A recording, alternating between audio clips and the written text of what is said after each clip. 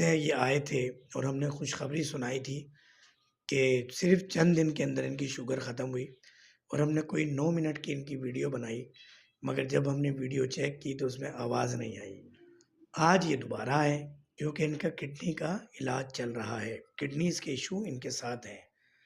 अब इस किडनी के इश्यूज़ के साथ आपको पता है कि जब एक डायबिटिक पेशेंट हो और वो डायबिटिक पेशेंट भी हैं, तो ये पता ही नहीं 6 महीने पहले चला, मगर पुराना शुगर है इन्हें।